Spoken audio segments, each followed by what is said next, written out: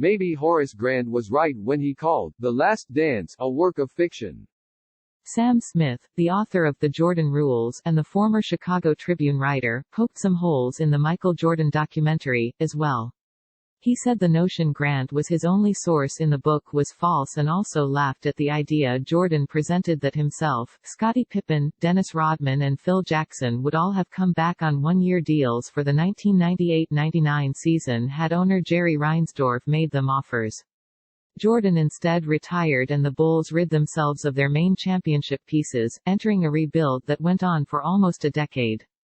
That was a complete and blatant lie by Michael, Smith said Thursday on 95.7 The Game. There were several things in the documentary that I would know, that he made up or he lied about.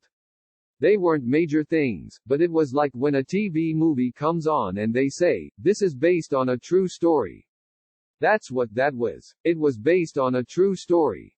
Another point of contention was the flu game, in 1997 when Jordan said he got food poisoning from bad pizza the night before Game 5 of the NBA Finals. At the time, it was reported that Jordan was battling flu-like symptoms. The pizza thing, the poison, that was complete nonsense, Smith said.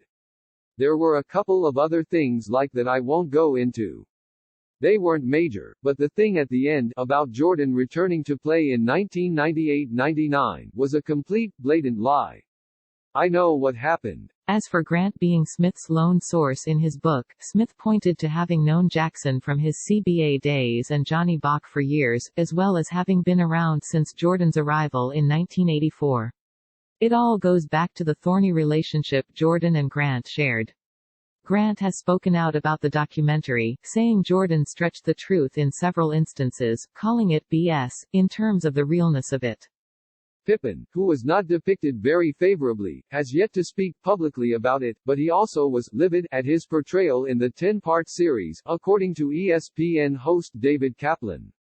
Horace was a stubborn guy in his own right. He was very close with Scottie. That was always Scottie's closest friend, Smith said. And I think that's what all this is about. He's talking to Scottie. Scottie hasn't said anything publicly. Hasn't said a single thing about this and everything has been forced, if you will. I think he's defending Scottie. I think they still talk almost every day. This is probably partially coming from Scottie as far as a reaction to the things Horace is saying.